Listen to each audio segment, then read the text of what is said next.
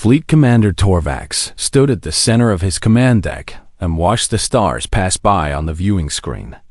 His forearms were folded behind his back.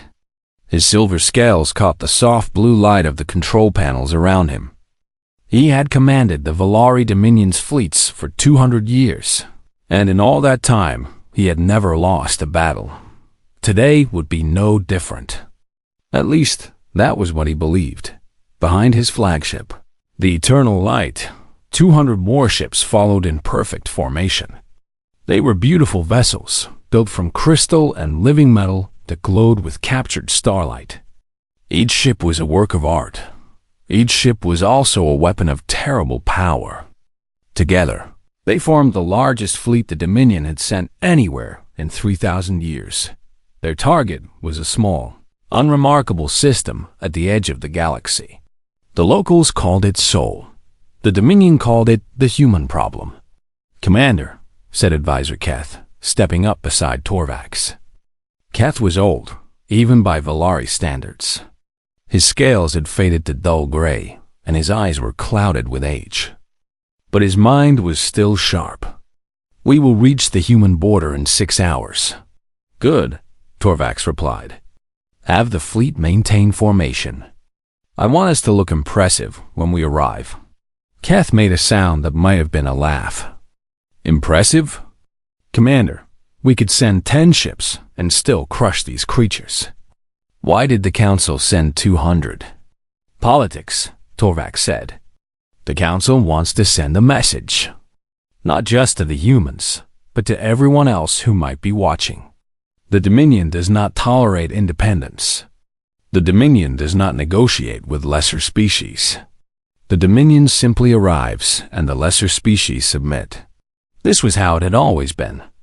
The Valari Dominion had ruled this part of the galaxy for 12,000 years. 6 elder species had joined together long ago, and they had built an empire that stretched across 10,000 star systems. They had met hundreds of younger species in that time. Some had joined the Dominion willingly.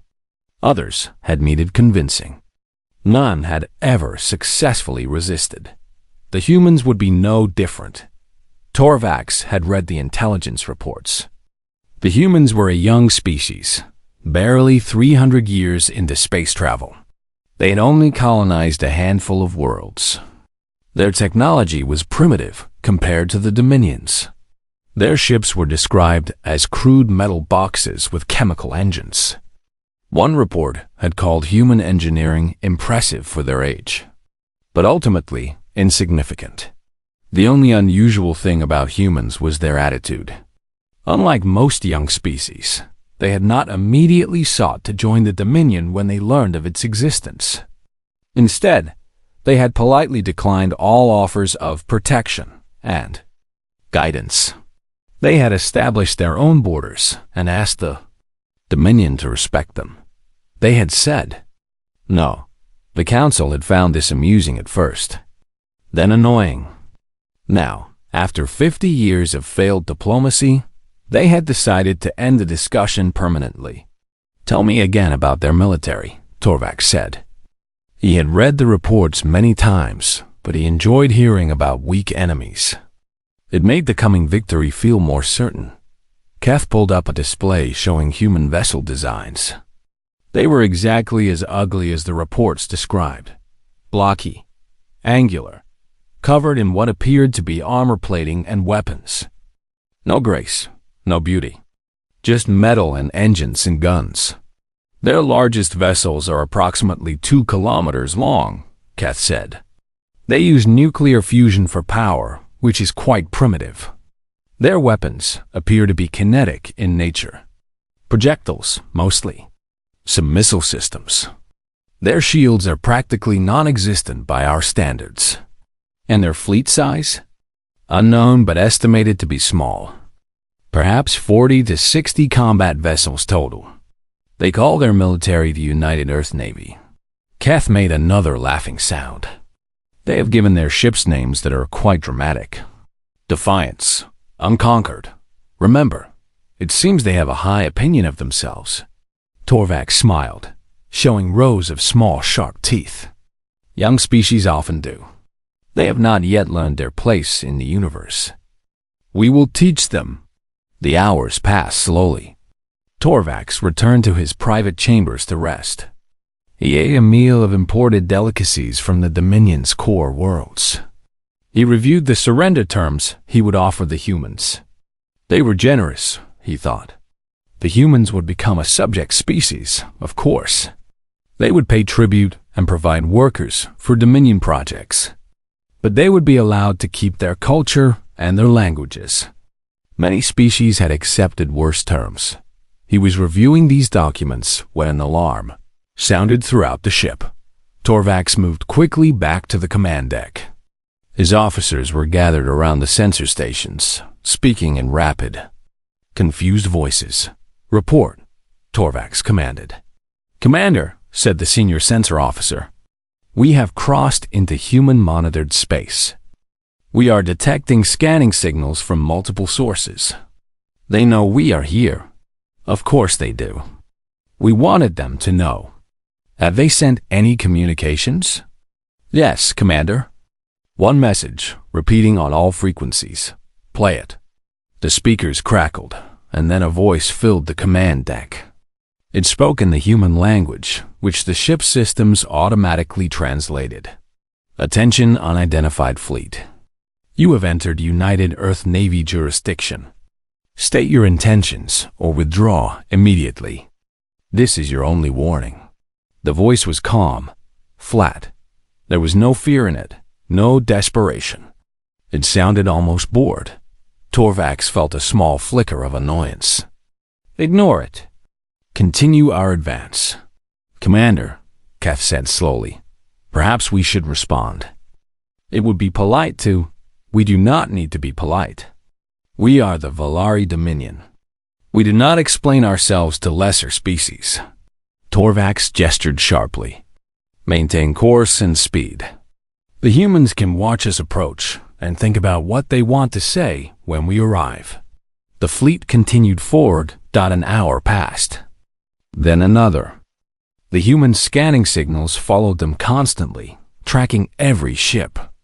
Torvax found this mildly irritating, but not concerning. Let them watch. Let them count the ships. Let them understand what was coming for them. Then the sensor officer spoke again, and his voice was strange. "Commander, we are detecting a vessel moving to intercept us." "A vessel? What kind of vessel?" "Unknown class. It appears to be a single ship, Commander." Torvax turned to stare at the officer. "One ship? They are sending one ship against 200? "Yes, Commander. It is approaching from the direction of the outer planets. It will reach visual range in approximately 20 minutes. Keth moved closer to Torvax and spoke quietly. "Perhaps it is a diplomatic vessel. Perhaps they wish to talk." "Perhaps," Torvax agreed. But something felt wrong.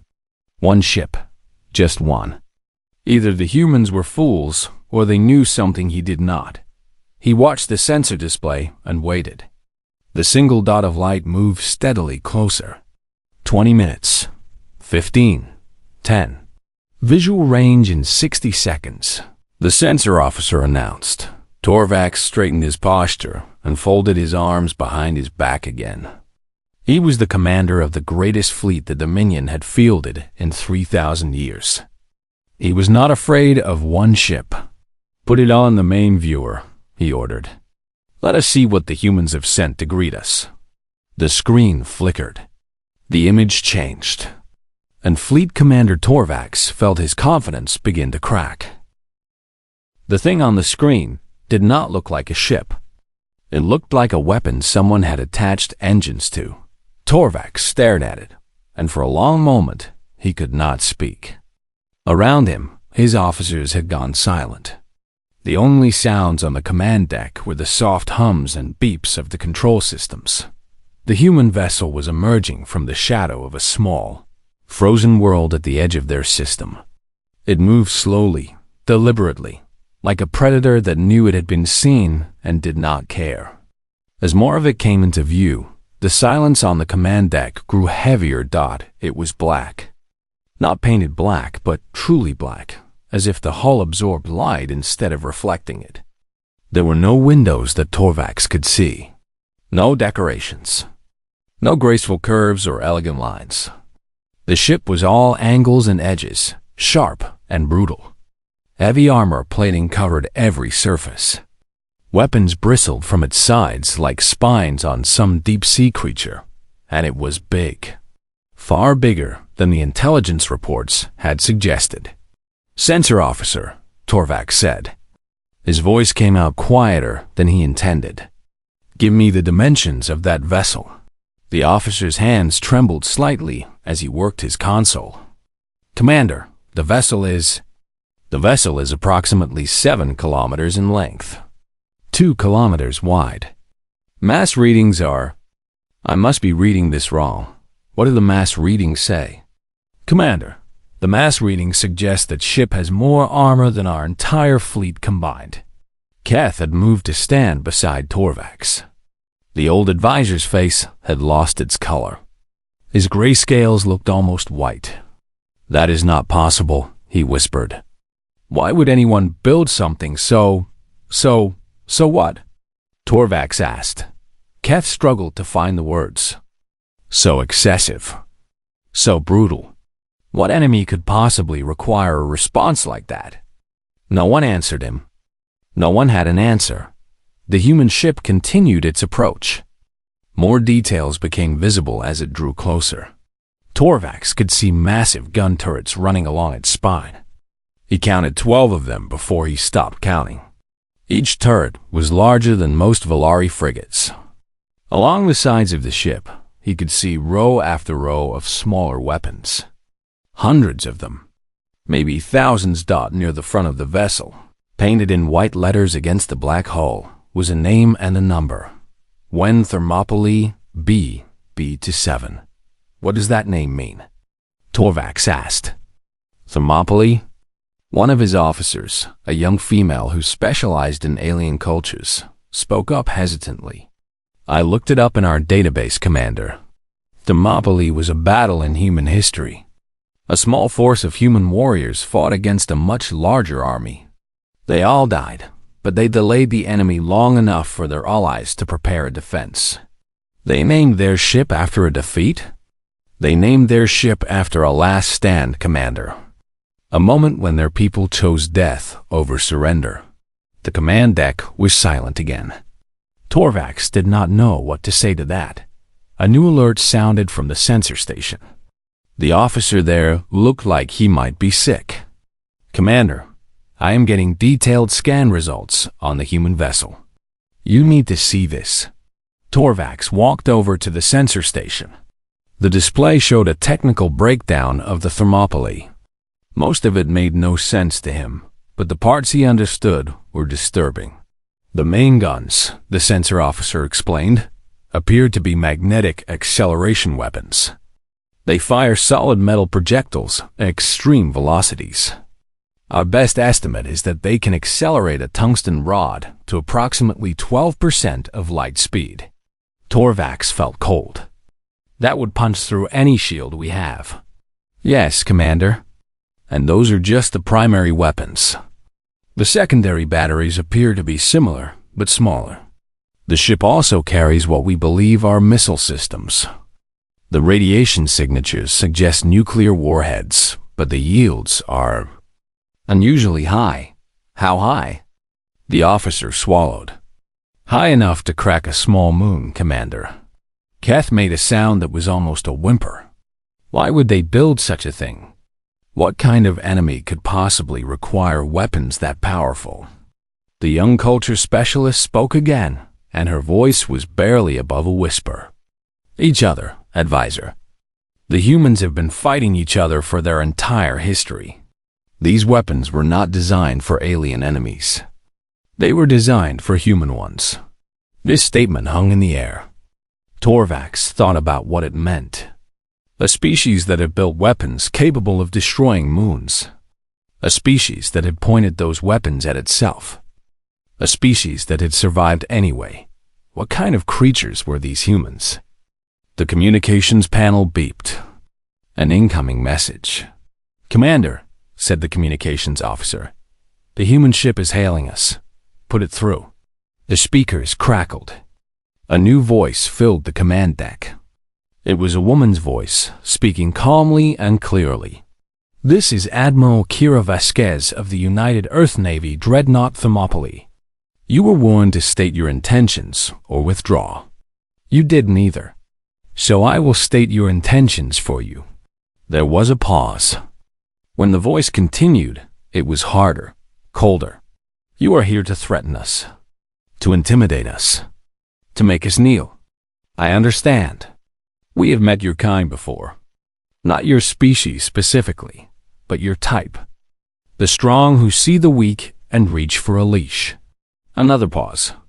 "We are not weak, and we do not kneel. You have one chance to turn your fleet around and leave our space. This is not a request. This is not an opening for negotiation. This is your final warning." The message ended. Torvax realized his hands were shaking. He clasped them together to hide the trembling. 200 ships. He had 200 ships. This human had one. One ship could not defeat 200, no matter how large it was. The mathematics were clear, but the mathematics did not account for the fear he felt when he looked at that black shape on the screen. "Commander," Kef said carefully, "perhaps we should consider—" "No." Torvax forced strength into his voice. "We are the Valari Dominion. We have ruled this region of space for 12,000 years. We do not retreat from a single ship, no matter how large. But, Commander, no. Signal the fleet. All ships are to power weapons and prepare for combat. If the humans want to fight, we will give them one." His officers hesitated. They looked at each other.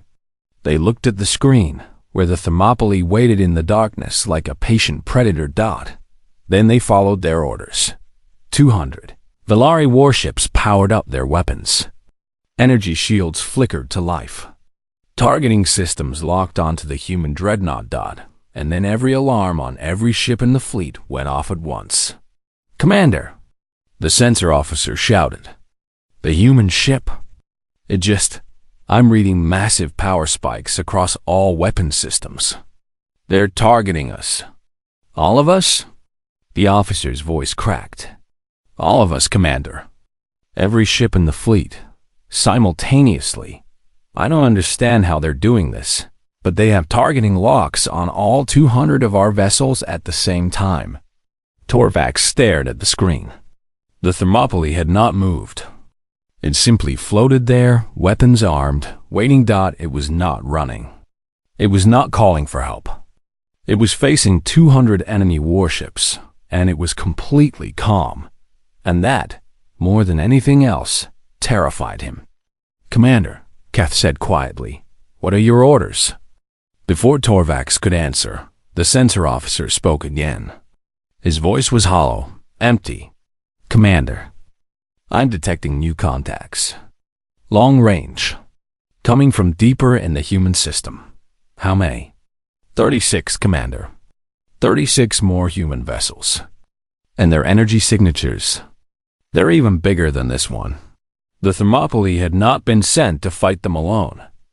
It had been sent to delay them, to measure them, to give the rest of the human fleet time to arrive. Torvax finally understood. The humans had not sent one ship because they were foolish. They had sent one ship because one ship was all they needed to buy time. And now time had run out. Admiral Kira Vasquez stood on the command deck of the Thermopylae and watched the Valari fleet through the main viewer. Her hands were clasped behind her back. Her face showed no emotion. Inside, her heart was beating fast, but she had learned long ago how to hide her fear. Around her, her crew worked in disciplined silence. They were professionals. They had trained for this moment their entire careers. Every person on this ship knew exactly what they were facing, and not one of them had hesitated when the orders came. "Status report," Vasquez said calmly. All weapon systems are charged and ready. Admiral, replied Commander Chung, her executive officer. Targeting computers have locks on all enemy vessels. Shields are at full power.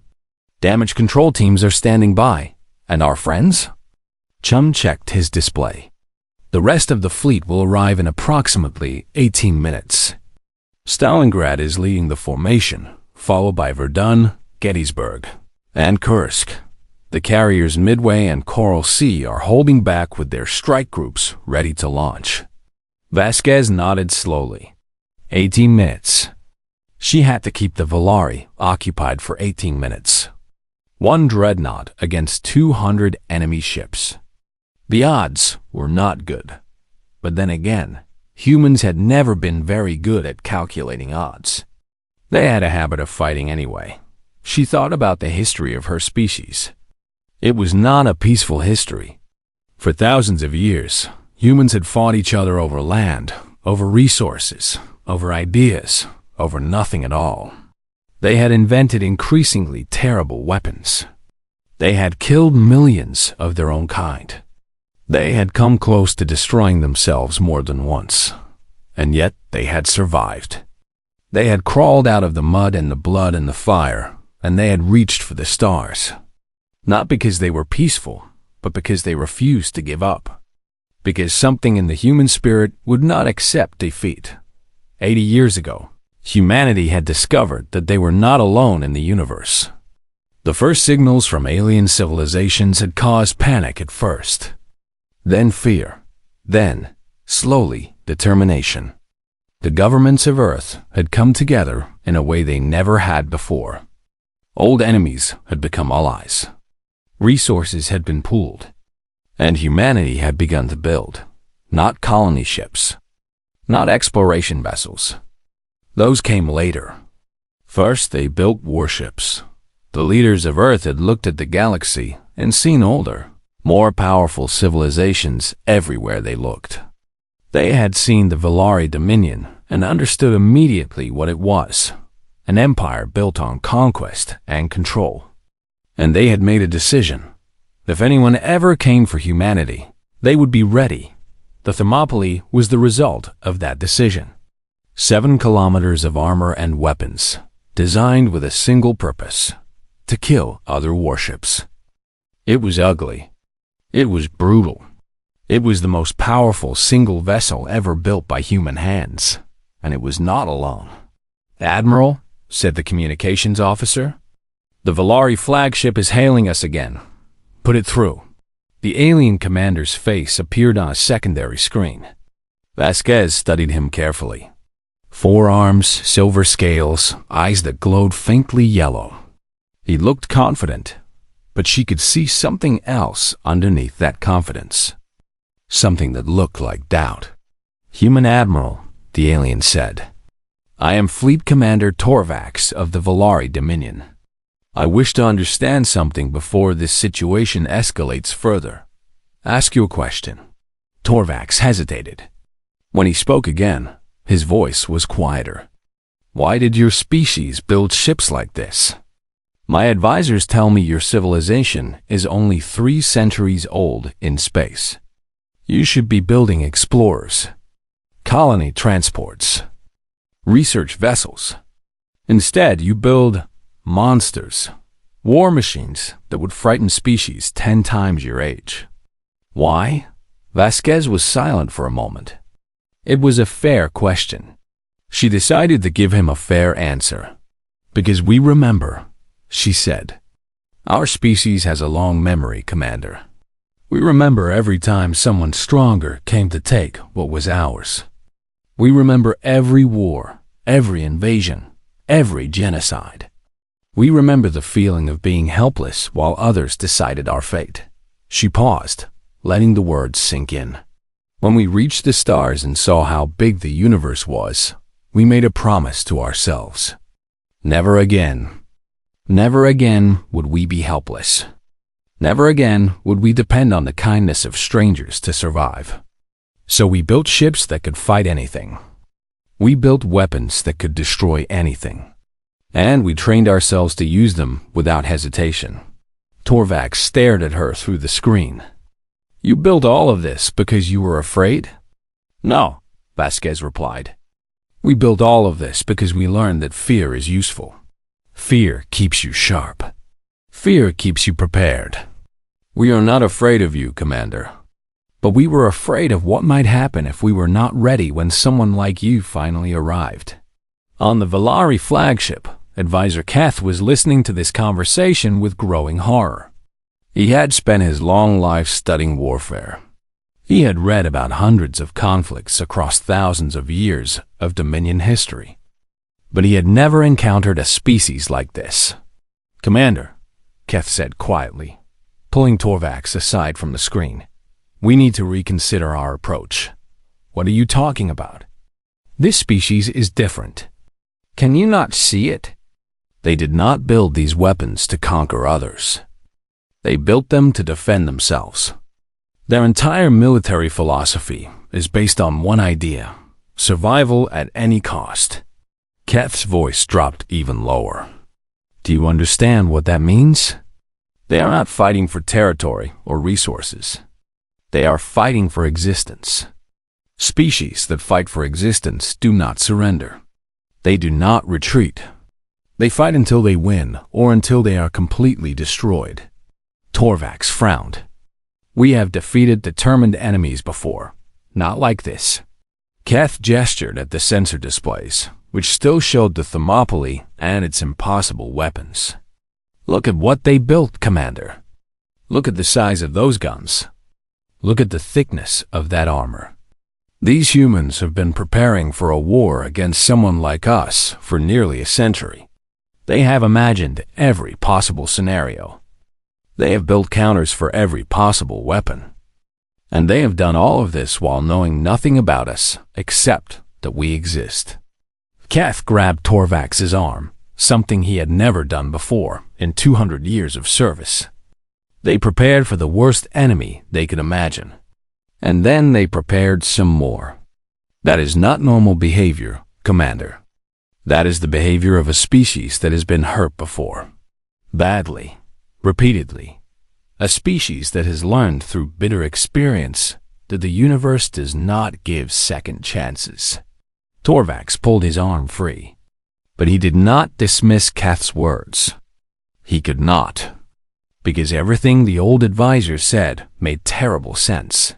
Admiral Vasquez, Torvax said, turning back to the screen. Your ships are impressive. But you are still outnumbered. One vessel, no matter how powerful, cannot defeat 200. Vasquez smiled.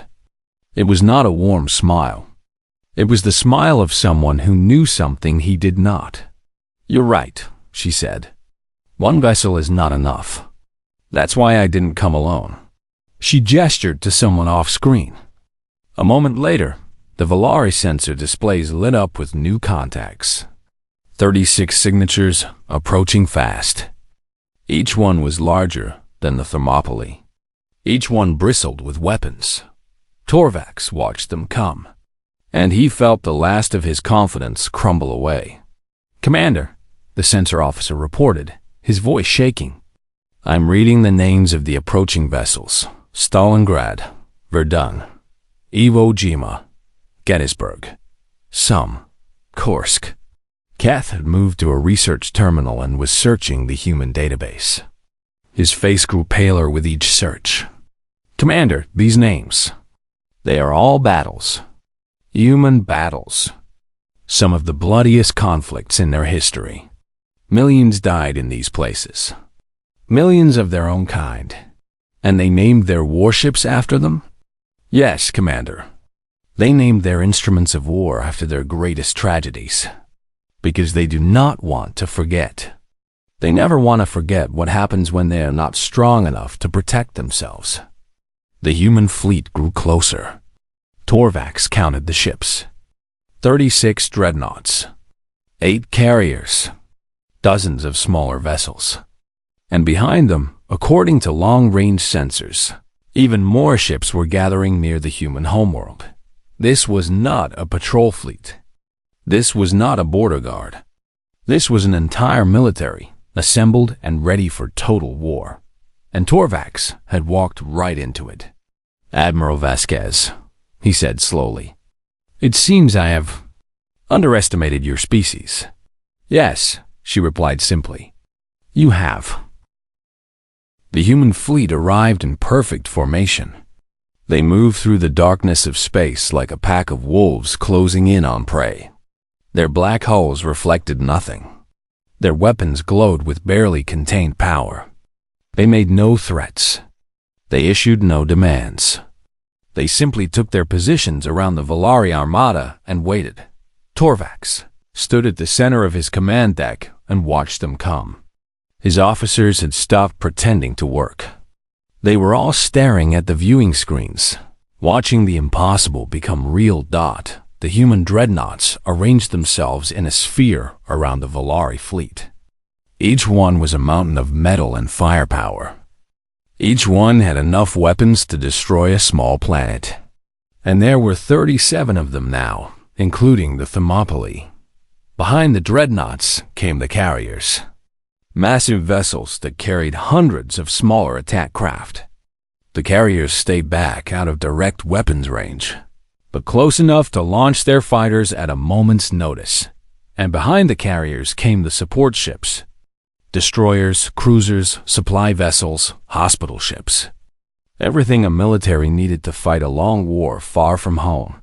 The Volari had brought 200 ships to intimidate a young species into submission. The humans have responded by deploying their entire combat fleet. "This is insane," whispered one of Torvax's officers. "They cannot possibly be willing to fight. Not over this. We have not even attacked them." Kef shook his head slowly. "You do not understand. To them, this is not about whether we attack. This is about whether we can." They saw our fleet approaching their home, and they responded with everything they had. Not because they are aggressive, because they will not take chances with their survival. The communications panel beeped. Another incoming message from the human flagship. "Put it through," Torvax said. His voice sounded tired now. The arrogance was gone. Admiral Vasquez appeared on the screen again. She looked exactly the same as before. Calm, controlled, unafraid. But Torvax noticed something new in her eyes. It was not hatred or anger. It was something sadder. Something that looked almost like pity. "Fleet Commander Torvax," she said, "I want to show you something. Please, watch." The image on the screen changed. It was a recording, Torvax realized.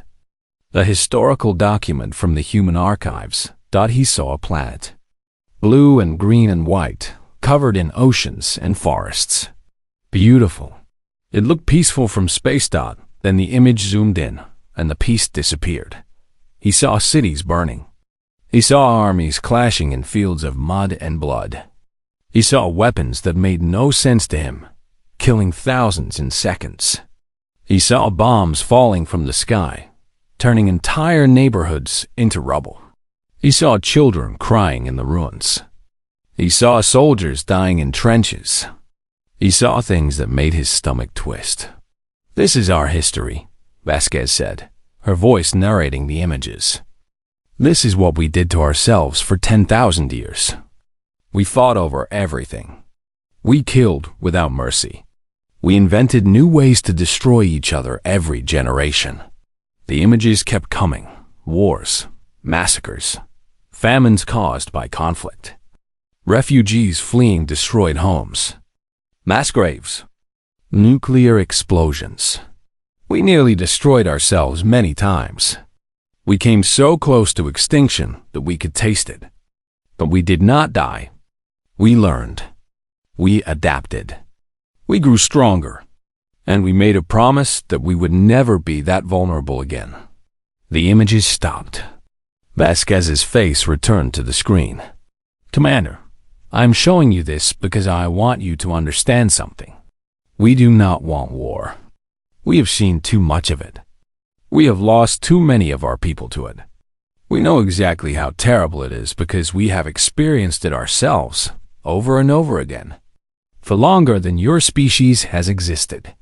She leaned forward slightly, and her voice hardened. "But we will fight if we have to. We will not hesitate. We will not hold back, because the alternative is worse. The alternative is allowing someone else to decide our future. And we will never accept that. Never." Torvax stared at her. He thought about what she had shown him. He thought about the implications. A species that had nearly destroyed itself through constant warfare. A species that had emerged from that violence, determined to survive anything the universe could throw at them. A species that had spent nearly a century preparing for exactly this moment. "Admiral," he said slowly, "what do you want?" "I want you to leave," Vasquez replied. "Turn your fleet around and go home. Tell your council that humanity is not interested in joining their dominion. Tell them that we prefer to make our own way. And tell them that if they ever send warships into our space again, we will respond with everything we have." Torvax looked around his command deck. His officers were watching him. Some of them looked angry. Some looked scared. None of them looked confident anymore. "If we attack," Torvax said, "we still have superior numbers. We might win." "You might," Vasquez agreed. "But consider this, Commander. How many of your ships would survive? Half? A quarter? And what would you win? The privilege of occupying a burned and broken star system, surrounded by the wreckage of your own fleet, while the rest of humanity swears eternal vengeance against your dominion?" She shook her head. "We will not surrender. That is not something our species does. If you destroy our fleet here, more ships will come. If you take our colonies, we will fight you on every world. If you invade our homeworld, we will fight you in every city, every building, every street. You will never know peace. You will never know safety.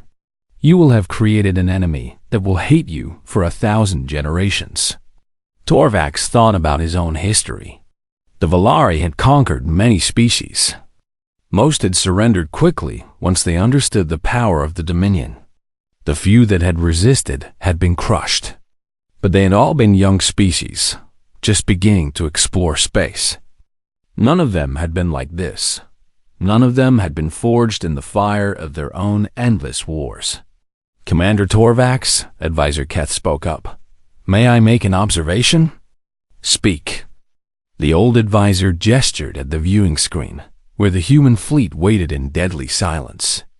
"I have studied their ships carefully. I have analyzed their weapons and their tactics and their history. And I have reached a conclusion." "What conclusion?" "They are not bluffing."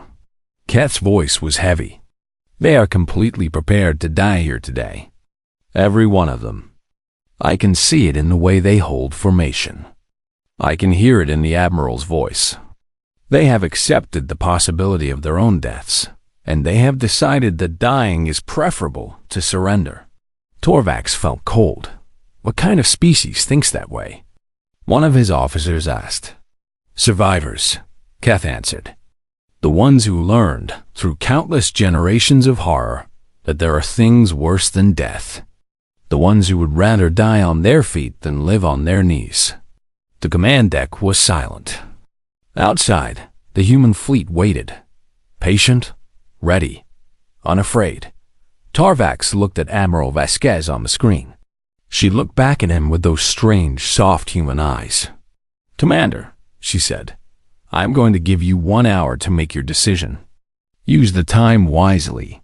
The communication ended. The screen went dark. Torvax stood alone with his thoughts. 200 ships. 12,000 years of Dominion supremacy. All of it balanced on the edge of a blade.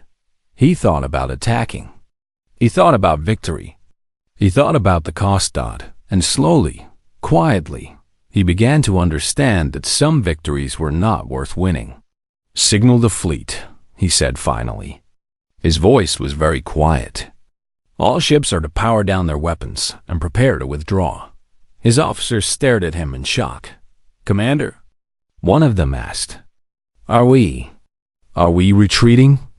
Torvax looked at the human fleet one more time, at those black ships with their brutal weapons and their names of ancient battles. At that small, young species that had somehow built an army that could face the greatest power in the galaxy without flinching. "No," he said. "We are being wise. Signal Admiral Vasquez. Tell her we are leaving." The Valari fleet turned around and left human space exactly 3 hours after they had arrived. 200 ships, the greatest armada assembled in 3,000 years, flying away from a species that had not even existed when the Dominion was young. Not a single shot had been fired. Not a single life had been lost. But something had changed. Something fundamental. The universe would never be quite the same again. Commander Torvax stood on his command deck and watched the human system shrink in the distance behind them. His officers worked in silence. Nobody knew what to say. They had come to deliver an ultimatum and had left with nothing but a new understanding of fear. The journey back to Dominion space took several weeks. Torvax spent most of that time in his quarters, writing his report to the council. He rewrote it many times. Each version seemed inadequate. How could words describe what he had seen? How could he explain to the elder leaders of 6 species that everything they believed about power and dominance was incomplete? When he finally submitted his report, it was 3 words long. Leave them alone. The council was not satisfied with this. They summoned Torvax to appear before them in person. He stood in the great chamber of Dominion Prime, surrounded by the most powerful beings in known space. And they demanded answers. "Explain yourself," said the High Chancellor, an ancient creature with scales so old they had turned to stone. "You commanded our greatest fleet. You faced a species barely out of their infancy, and you retreated without fighting. Why?" Torvax did not answer immediately. Instead, he transmitted his sensor logs to the chamber's display systems. The images appeared above the council's heads, projected in perfect detail. They saw the Thermopylae emerge from the shadow of a frozen world. They saw its massive guns and impenetrable armor. They saw the rest of the human fleet arrive, ship after ship, each one a monument to violence. They saw the names painted on those hulls: Stalingrad, Verdun, Gettysburg, Kursk. The council watched in silence. "These ships were not built to fight us," Torvax said finally. "They were built long before the humans even knew we existed. They were built because the humans have been fighting something far more dangerous than the Dominion for their entire history." "What could be more dangerous than us?" one council member asked themselves. Torvax let that word hang in the air. The humans spent 10,000 years making war on each other. They perfected the art of killing. They invented weapons capable of destroying their own world. And then, when they reached the stars, they took everything they had learned and built a military designed for one purpose: to ensure that nobody would ever threaten them again. He gestured at the frozen image of the human fleet. "Look at them. Look at what they created. These are not exploration vessels. These are not trading ships. These are instruments of war, built by a species that knows war better than any of us can imagine. They did not build these ships because they are aggressive. They built them because they are survivors. And survivors do not take chances." The High Chancellor leaned forward. His ancient eyes were thoughtful. "You believe they would have fought us, even knowing they might lose?" "I believe they had already accepted the possibility of losing," Torvax replied. "Every human in that fleet was prepared to die. I saw it in their faces. I heard it in their voices. They had made peace with death long before we arrived. Because to them, dying in battle was better than the alternative." "What alternative?" "Surrender, submission, allowing someone else to control their future." Torvax shook his head slowly. "They will never accept that. Never. It goes against everything they are. We could have won that battle, perhaps. But the war that followed would have lasted centuries. I'm not sure we would have won the war. The council deliberated for many hours. Torvax waited outside the chamber, patient and tired. When they finally called him back, the High Chancellor spoke for all of them. Your recommendation is accepted. The Dominion will not pursue further action against the humans. They will be left alone. And so it was not far away, in the Sol system, Admiral Kira Vasquez stood on the observation deck of the Thermopylae. The Valari fleet had been gone for days now, but she still found herself coming here to stare at the stars. Old habits died hard. She had spent too many years expecting enemies to appear from the void. Commander Chun found her there, looking out at the darkness. He stood beside her in comfortable silence for a while. Think they'll come back? He finally asked. Vasquez considered the question. She thought about the expression on Torvax's face when he finally understood what humanity was. She thought about all the preparations they had made, all the weapons they had built, all the sacrifices they had been ready to make. Maybe, she said. Probably. But not soon. And when they do come back, they'll knock first. Chun nodded. The other species are going to hear about this. The word is already spreading. Good. Let them hear. Vasquez turned to look at her executive officer. Let them know that humanity is not interested in conquest or empire. But let them also know that we are not victims. We are not prey. We are something new in this galaxy. Something that will not be pushed around. She turned back to the stars.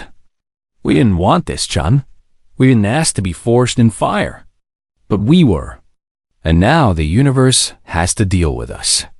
Across Dominion space, the word spread quickly. Traders carried the story from system to system. Diplomats whispered it in quiet meetings.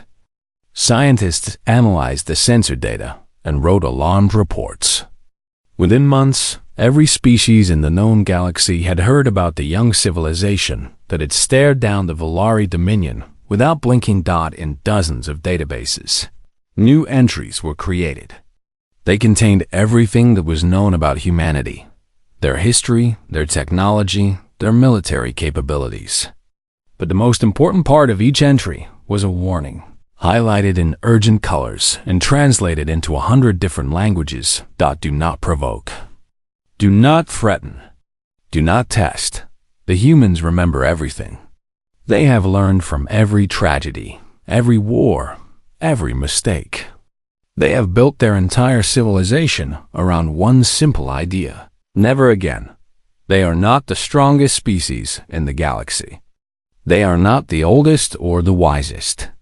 But they are the most determined. They will never surrender. They will never give up. They will fight against any enemy, no matter how powerful. And they will keep fighting until they win or until there is nothing left of them. Some species saw this warning and felt fear. They added humanity to their lists of places to avoid and hoped they would never have to deal with them. But others saw something different in that warning. They saw a species that had survived the worst the universe could offer and had emerged stronger. They saw a species that protected its own people with fierce devotion. They saw a potential ally, perhaps, or at least a neighbor worth respecting. On Earth, life continued as it always had. Children went to school. Farmers tended their crops. Scientists made discoveries.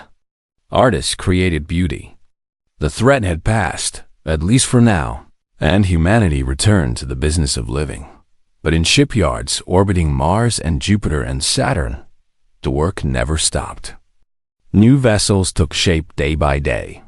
More dreadnoughts. More carriers. More instruments of war. Because the humans knew something that the rest of the galaxy was just beginning to understand. Peace was not guaranteed. Safety was not permanent. The universe was vast and old and full of dangers that had not yet revealed themselves. And when those dangers came, humanity would be ready. Admiral Vasquez retired 3 years later. She settled on a small farm in a quiet corner of Earth and spent her remaining years growing vegetables and watching the sunset. But she kept a communication link open to Navy headquarters, just in case. Old habits died hard. On her desk, she kept a small model of the Thermopylae. Sometimes she looked at it and thought about that day when the Valari fleet had appeared in human space. She thought about how close they had come to war. She thought about all the lives that might have been lost. And she thought about the message they had sent to the galaxy. Not a message of aggression or conquest. A simpler message. An older one. We are here. We intend to stay. And we will do whatever it takes to protect our own. It was not a complicated philosophy, but it had kept humanity alive through 10,000 years of chaos. And it would keep them alive for 10,000 more. The stars were full of wonders and horrors. But humanity had faced horrors before. They had faced them and survived them and learned from them. And now they were ready for whatever came next. The universe had been warned.